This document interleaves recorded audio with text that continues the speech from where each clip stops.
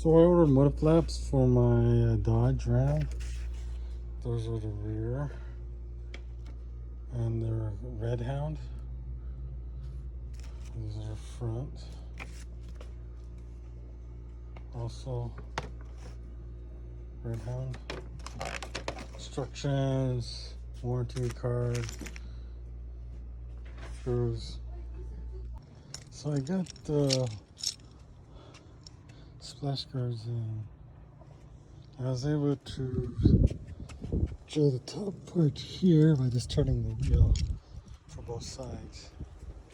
Now the rear wheels, well, I had to take off the wheel, so I had access to that. So I did both sides as well. But yeah, I don't like that bad.